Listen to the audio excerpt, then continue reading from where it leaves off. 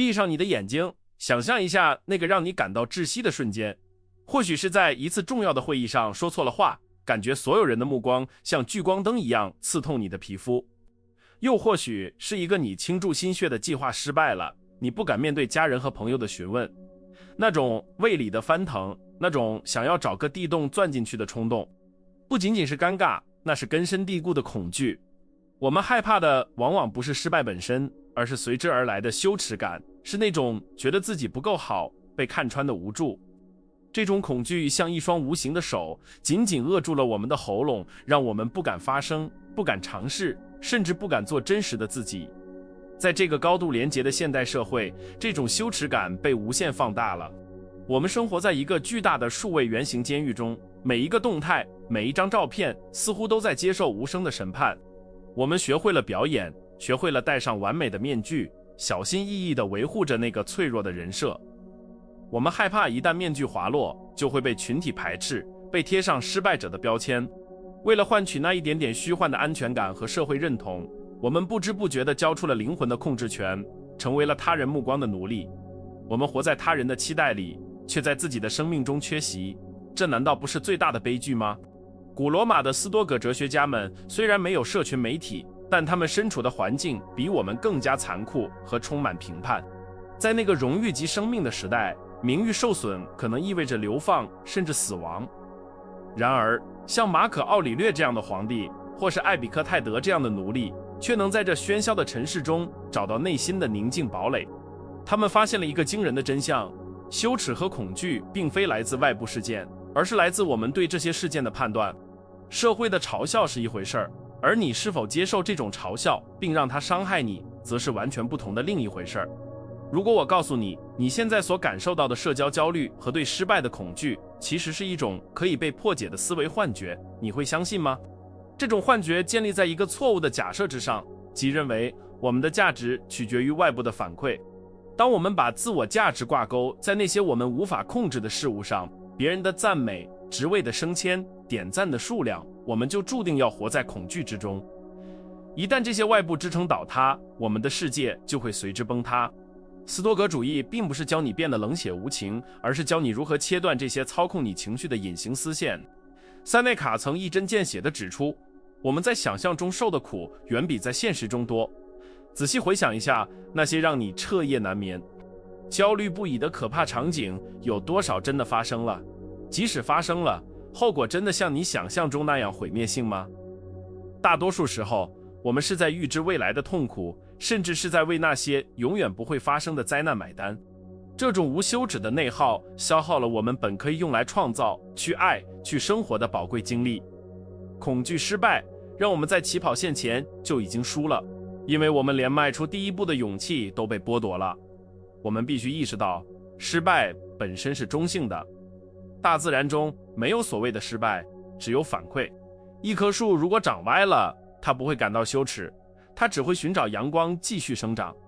只有人类会赋予结果以道德色彩，将事情没做好等同于我这个人很糟糕。这种逻辑上的跳跃是痛苦的根源。斯多葛哲学邀请我们进行一场认知的革命，将表现与自我价值彻底剥离。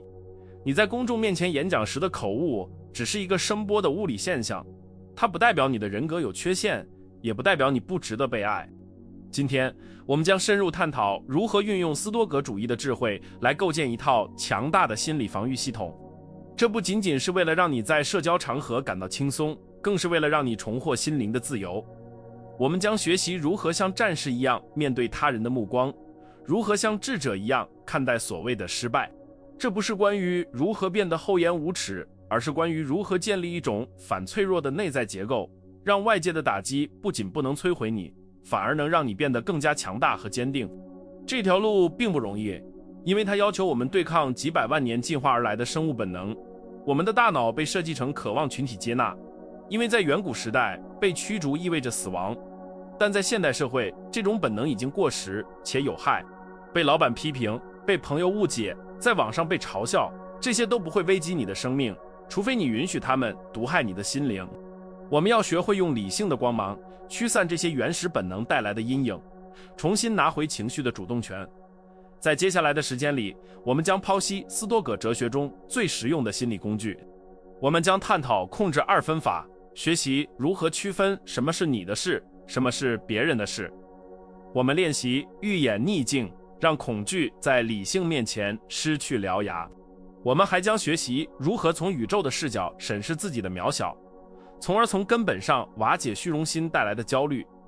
这是一场关于心灵解放的旅程，而你已经站在了起点。现在，请深吸一口气，放下那些沉重的社会包袱，试着问自己，如果我不怕失败，如果我不在乎别人的眼光，我现在会做什么？那个答案就是你真实自我的呼唤。让我们跟随斯多葛先哲的脚步，一步步走出这座由羞耻和恐惧构筑的迷宫，去拥抱那个无所畏惧、真实而强大的自己。这不是一种逃避，而是一种最高级的勇敢，直面世界，却不被世界所改变。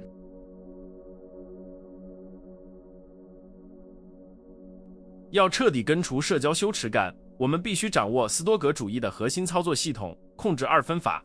艾比克泰德在手册的开篇就立下了这条铁律：有些事情是我们能控制的，有些事情是我们不能控制的。听起来像是老生常谈，不，这是绝大多数痛苦的根源。我们能控制的是我们的信念、冲动、欲望和行动，简而言之，就是我们的心灵领地。而我们不能控制的是身体的健康、财产的增减、仕途的顺利，以及最关键的别人的看法。当你感到羞耻时，请停下来审视，你是否正试图控制那些本不属于你管辖范围的东西。羞耻感之所以产生，是因为我们将自我价值这块金子存放在了别人的口袋里。我们渴望被认可、被喜爱、被视为成功者。但问题在于，别人的大脑是完全独立的运作系统，他们的想法受到他们的偏见、情绪和经历的影响，那是你绝对无法掌控的身外之物。当你试图讨好所有人时，你实际上是在进行一场注定失败的赌博。你把快乐的钥匙交给了路人，一旦他们皱眉或转身，你就陷入了恐慌。斯多葛主义者并非不关心他人，而是他们深刻理解，他人的赞赏是不可靠的副产品，而非值得追求的目标。想象一下，你是一位站在竞技场上的射手，你的目标是射中靶心。斯多葛哲学告诉我们，拉弓、瞄准、调整呼吸、释放箭矢，这些是你完全可以控制的过程，这就是你的美德所在。然而，一旦箭离弦而出，风向的改变、靶子的移动，甚至是一只突然飞过的鸟，都可能让你的箭偏离目标。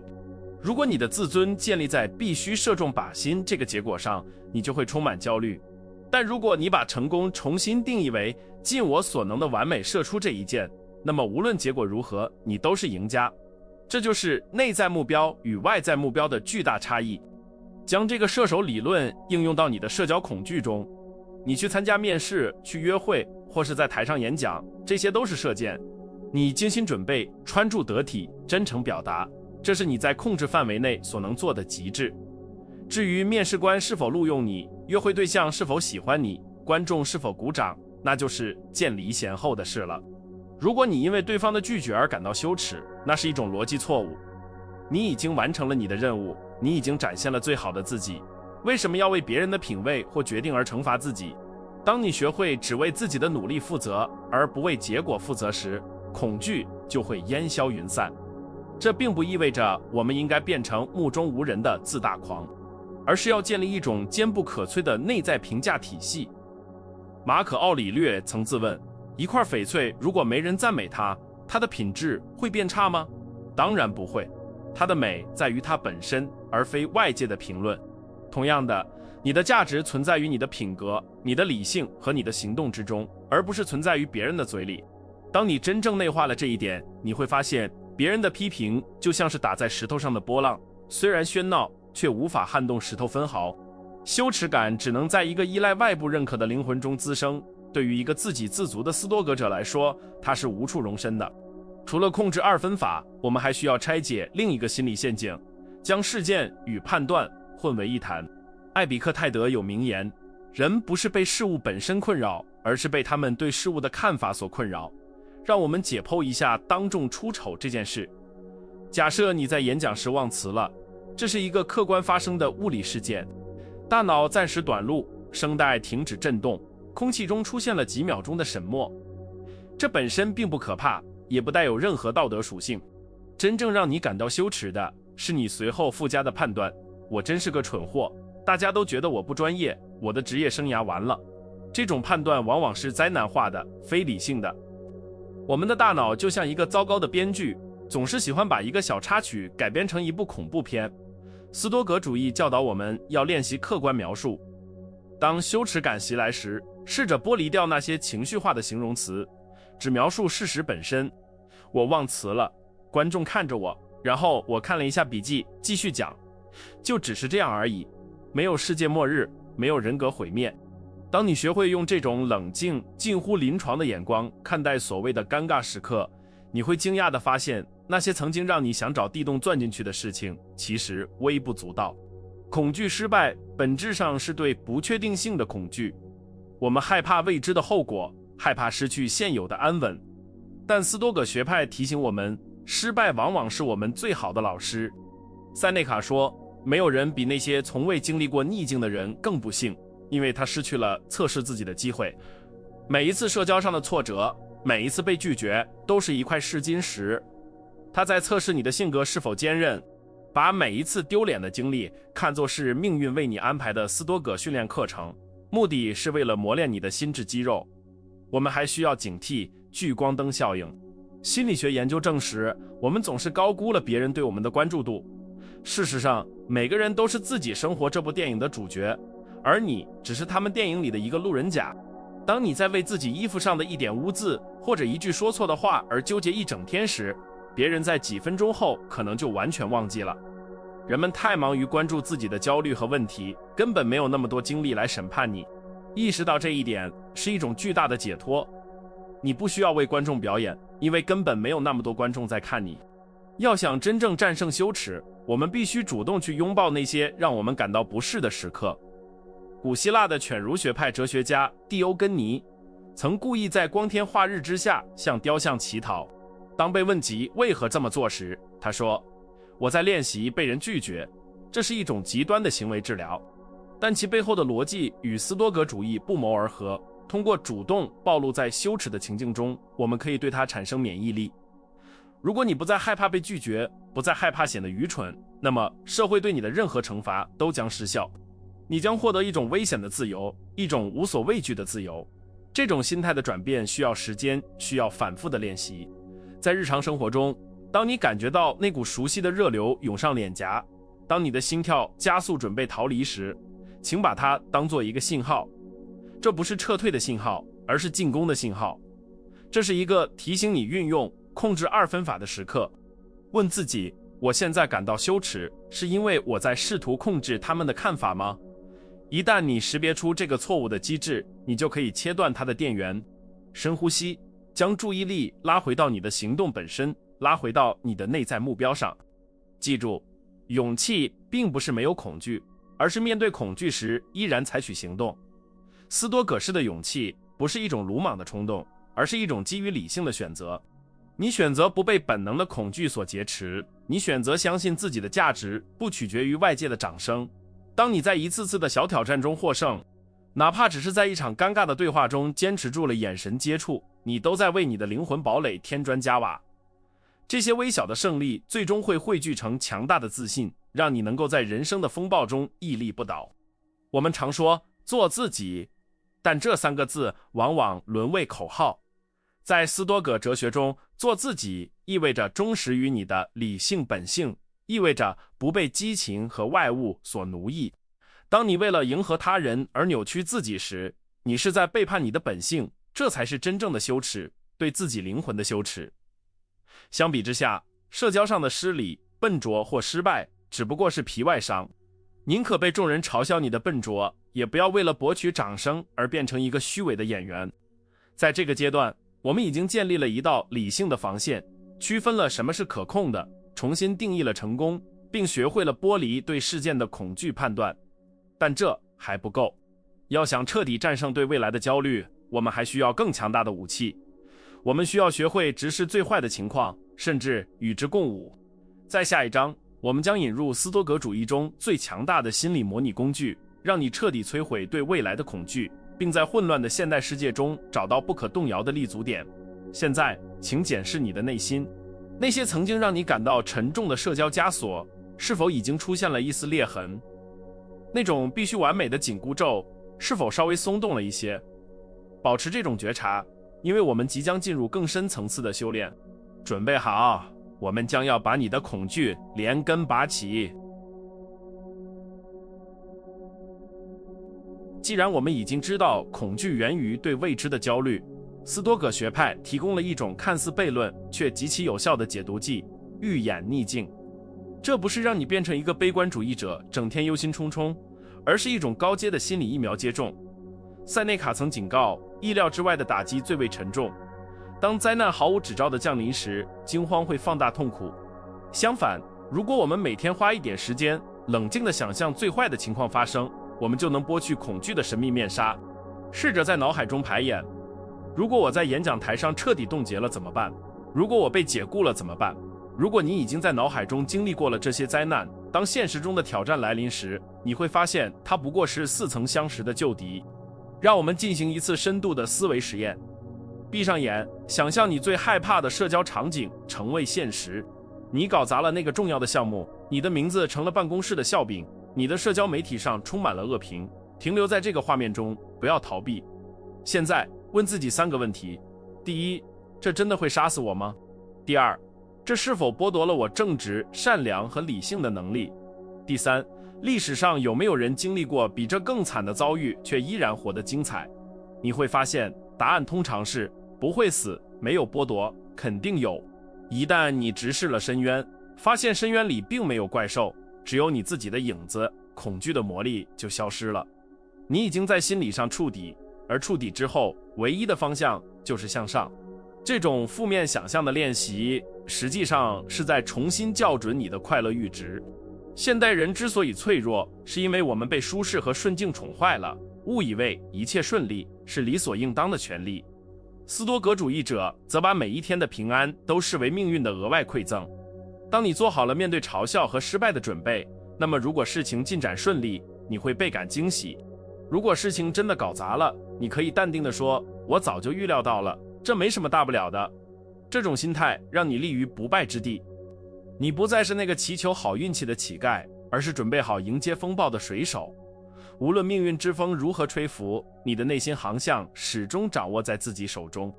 但斯多葛主义绝不仅仅是脑力游戏，它要求我们付诸行动。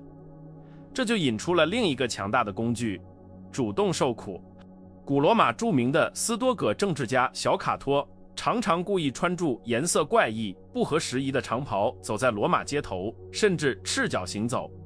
他这样做不是因为疯了，也不是为了博眼球，而是为了训练自己对羞耻的免疫力。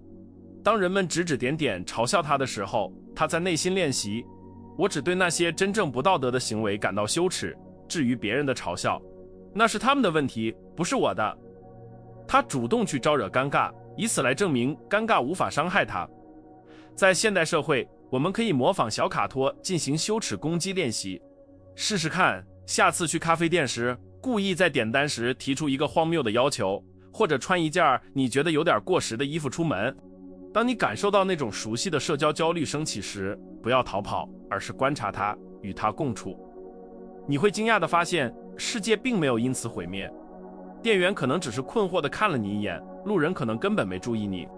通过这种小剂量的社死疗法，你会逐渐意识到，他人的目光就像纸老虎，看起来可怕，其实一捅就破。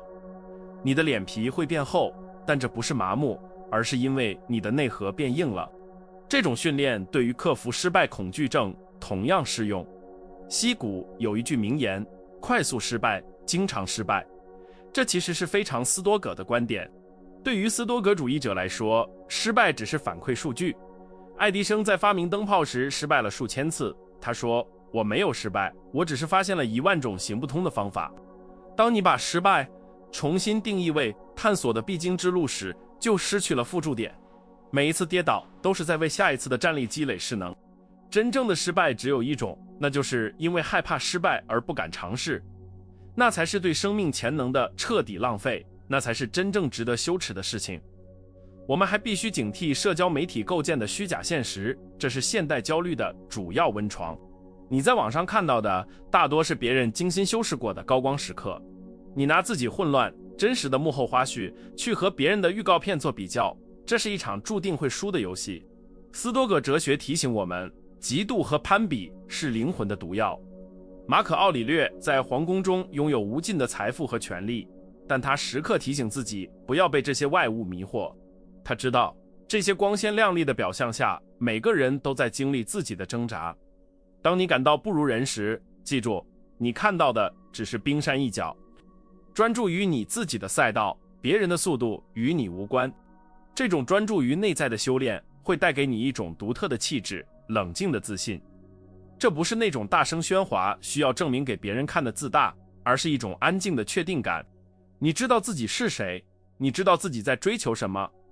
智慧、勇气、正义、节制，这些内在的财富是任何人都抢不走的。当你的价值观从看起来很成功转变为成为一个有德行的人，你就获得了真正的自由。如果一个项目失败了，你可以问心无愧地说，我尽力了，我从中学到了东西，我展现了坚韧。这本身就是一种成功，一种属于斯多葛者的胜利。这种转变也让我们学会了拥抱障碍。马可·奥里略的名言，阻碍行动的因素会推动行动，挡路石会成为垫脚石。你对公开演讲的恐惧，正是你需要去演讲的理由。你对被拒绝的害怕，正是你需要去推销的信号。恐惧不再是禁止通行的标志，而是宝藏在此的箭头。你所逃避的痛苦背后，往往藏着你最需要的成长。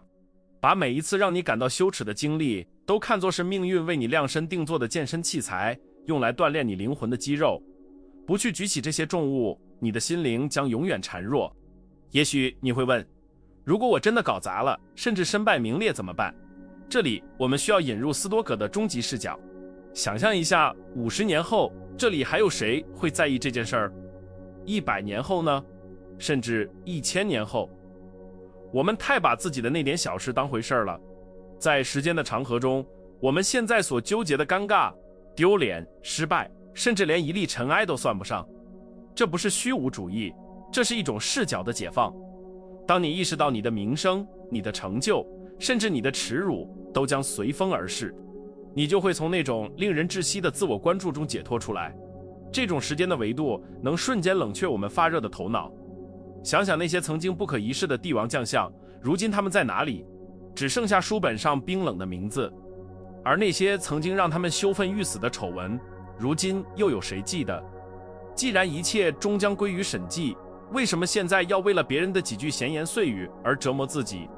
我们拥有的是当下，这一刻，这是唯一属于我们的时间。用恐惧和羞耻来污染这仅有的当下，是对生命最大的亵渎。我们应该把精力花在创造、体验和爱上，而不是花在担心别人怎么看上。我们也要学会宽恕他人。当别人嘲笑你或评判你时，试着去理解他们，他们也是受害者，受困于自己的偏见、无知和不安全感。就像艾比克泰德说的，当有人伤害你时，告诉自己，在他看来，这似乎是对的。他们并不是针对你，他们只是在演绎他们自己扭曲的世界观。一旦你用这种慈悲的眼光看待攻击者，你就不会感到受伤，反而会感到怜悯。一个内心强大的人不会被弱者的吠叫所激怒。你继续走你的路，让他们继续在路边叫喊，这并不影响你到达目的地。在这个阶段，我们已经武装了头脑和心灵，我们学会了预演最坏的情况，主动去触碰那些让人不适的边界，并重新定义了失败的意义。我们甚至开始学会用一种超然的幽默感来看待自己的尴尬。当你能在跌倒时第一个笑出声来，你就剥夺了别人嘲笑你的权利。自嘲是强者的特权，它表明你已经超越了那个脆弱的自我，站在了更高的维度上俯视自己。这就是斯多葛式的从容，在混乱中保持优雅，在嘲笑中保持尊严。但是旅程还未结束，我们还需要将这些零散的工具整合起来，形成一套完整的人生哲学。我们需要站在宇宙的高度，进行最后的总结与升华。在最后一章，我们将探讨死亡这个终极话题，以及它如何反过来赋予我们无畏生活的勇气。我们将把所有的恐惧，对失败的、对羞耻的、对未知的，统统投入。记住你终将死去的熔炉中炼就出一颗金刚不坏之心。准备好迎接最后的蜕变了吗？那将是一个关于生命意义的宏大视角，它将彻底粉碎你残存的最后一点胆怯。让我们深吸一口气，迈向最终的自由。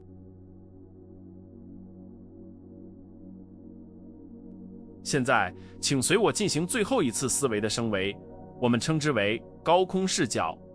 试想一下，如果你的灵魂脱离了躯体，缓缓升空，穿过云层，直到能够俯瞰整个地球。在这个蓝色的圆球上，国界线消失了，城市变成了发光的小点。在这个宏大的视角下，你刚才还在纠结的那个巨大的社交失误，现在在哪里？它甚至连显微镜下的尘埃都算不上。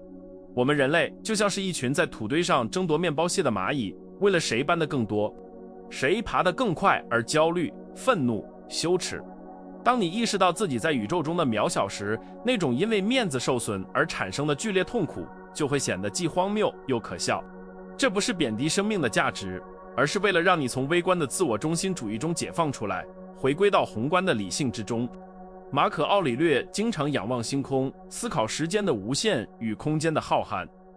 他写道，亚历山大大帝和他的马夫死后都去了同一个地方。无论你在世时获得了多少赞誉，既然我们如此短暂，为什么要浪费宝贵的时间去活在别人的期待里？为什么要让那些和你一样注定会消失的人来定义你存在的意义？这种宇宙观的震撼能够瞬间击碎虚荣心这面哈哈镜，让你看到事物的本来面目。你不需要向任何人证明什么，因为在这个浩瀚的舞台上，大家都是匆匆过客。这引出了斯多葛哲学中最为振聋发聩的教诲：时刻铭记死亡。这听起来似乎很消极，但在斯多葛主义者眼中，死亡是热爱生命的燃料。试想一下，如果这是你生命中的最后一天，你还会因为担心在会议上发言结巴而不敢举手吗？你还会因为在意邻居的眼光而不敢穿自己喜欢的衣服吗？死亡的阴影会让一切琐碎的烦恼显得微不足道。在死亡面前，我们所有的恐惧、骄傲、尴尬和对失败的担忧都会剥落，只剩下真正重要的东西。如果你真的理解了生命的有限性，你就不会把时间浪费在恐惧上，而是会迫不及待地去体验、去创造、去爱。恐惧社交和失败本质上是因为我们觉得自己还有无限的时间可以挥霍，我们想着等我准备好了再做，等我变得完美了再说。但这是一个巨大的谎言。你正在死去，每一分每一秒的流逝都是生命在做减法。你现在不展现真实的自己，也许就永远没有机会了。塞内卡曾感叹，我们抱怨生命短暂，却又像挥霍无度的人一样浪费它。不要等到临终时才后悔自己一辈子都活在别人会怎么想的牢笼里。死亡是最终的解放者，他告诉我们，最坏的结果不过是一死，而既然我们终将一死，那还有什么好怕的？拥抱意味着获得了一种无谓的紧迫感，这种紧迫感会推着你冲破羞耻的阻碍。当你想做一件事却感到害怕时，告诉自己，这可能是我最后的机会。这句话有着雷霆万钧的力量，它能让你鼓起勇气去表白，去创业，去站在舞台中央。你会发现，相比于死亡的寂静，当众出丑、被拒绝、被嘲笑，这些充满生命力的体验甚至是甜美的。至少你还活着，还能感受到心跳和脸红。痛苦是活着的证明，而遗憾才是真正的死亡。所以，拥抱每一个让你心跳加速的时刻吧，那是生命在燃烧的信号。我们已经走过了漫长的旅程，从理解羞耻的本质，到掌握控制二分法，再到预演逆境和宇宙视角。现在，你需要将这些智慧转化为日常的防御公式，我们称之为内心的堡垒。这座堡垒不是用石头砌成的，而是由理性和原则构筑的。在这座堡垒里，你是绝对的主宰。外界的噪音、侮辱、嘲笑可以包围这座堡垒，但未经你的允许，他们绝对无法攻破大门。你要在每天清晨醒来时花几分钟加固这座堡垒，提醒自己，今天我可能会遇到傲慢、嫉妒和忘恩负义的人，但他们无法触及我的灵魂，建立这座堡垒的关键在于培养一种神圣的停顿，在刺激和反应之间存在着一个微小的空间，那个空间就是你的自由。当有人羞辱你，或者你遭遇失败时，不要立刻让本能接管你的大脑，停顿一下，深呼吸，问自己，这真的伤害到我的品格了吗？还是只是我的虚荣心在作祟？在这个停顿中，你可以选择不被情绪绑架，你可以选择用幽默、宽容或者漠视来回应。每一次你成功地按下了这个暂停键，你的内心堡垒就变得更加坚不可摧。你不再是一个随风起舞的木偶，而是一个有着钢铁意志的战士。同时，我们要学会对自己温柔。斯多葛主义虽然严格，但绝不残酷。马可·奥里略是罗马皇帝，但他也是一个会犯错、会挣扎的人。他在审思录中无数次地宽慰自己，鼓励自己重新站起来。当你在社交场合表现不佳，或者再次陷入恐惧时，不要变成自己最恶毒的批评者。想象，如果是你最好的朋友犯了这个错，你会怎么安慰他？你会说，没关系，下次会更好。那就请你也这样对自己说。自我霸凌不会让你进步，只会让你更加畏缩。做自己最好的朋友，做自己灵魂的守护者，这才是斯多葛式的自爱。失败也是这座堡垒的一部分。我们不仅要容忍失败，更要热爱命运。尼采受斯多葛哲学影响，提出了这个概念，不仅要忍受必然发生的事情，更要爱它。如果你搞砸了一次演讲，这就是命运给你的礼物，他在教你谦卑，教你准备的重要性。如果你被一个群体排斥，这也是礼物，他在教你独立，教你寻找真正的同类。不要希望事情按照你的意愿发生，而要希望事情按他们发生的那样发生，这样你就会永远快乐。将每一次跌倒都视为舞蹈的一部分，你的生命将不再有任何垃圾时间。现在，你已经拥有了所有的武器，你明白了他人目光的虚幻，你掌握了控制情绪的开关，你甚至学会了直视死亡。这不仅仅是一套哲学理论，这是一份宣战书，向那个懦弱、讨好、虚荣的救我宣战。这个世界不需要更多完美的假人，不需要更多戴着面具的演员。这个世界渴望真实，渴望那些敢于展示伤口，敢于承认无知，敢于在跌倒后大笑住站起来的勇士。你的脆弱其实是你的力量，因为它证明了你的真实。当你不再害怕崩坏，你就无坚不摧。走出你的家门，去迎接那些让你手心出汗的挑战吧，去说出你一直不敢说的话，去穿那件你觉得太过显眼的衣服，去提交那个你觉得还不完美的草案。如果你感到恐惧，那就带着恐惧前行。勇气从来不是感觉不到害怕，而是感觉到了害怕，却依然选择行动。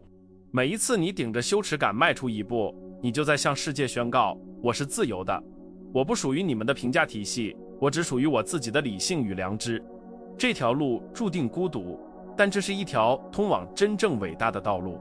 想象一下未来的你，那个历经沧桑却目光坚定的智者，正回过头来看着现在的你。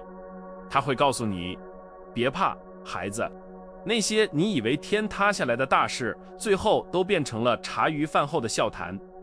唯一让我后悔的，不是我做错了什么，而是我因为害怕而没有去做什么。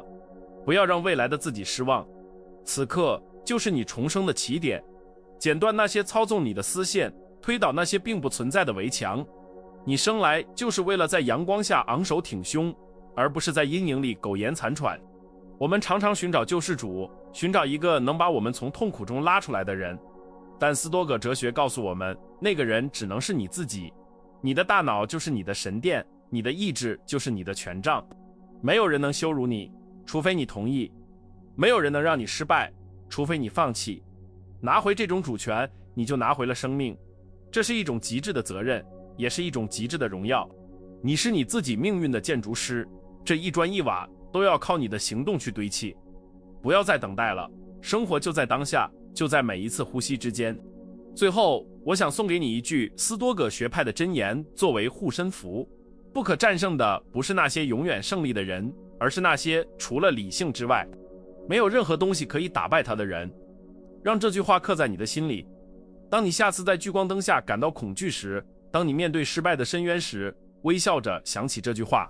你不是为了赢得观众的掌声而活，你是为了赢得自己灵魂的尊重而活。去吧，去拥抱风暴，因为风暴过后留下的将是一个更纯粹、更强大的你。如果你已经准备好抛弃那个胆怯的旧我，迈向斯多葛式的自由之路，请在评论区写下我心无畏，我主宰我。这不仅仅是一句留言，这是你与自己签订的契约，是你对这个世界发出的第一声怒吼。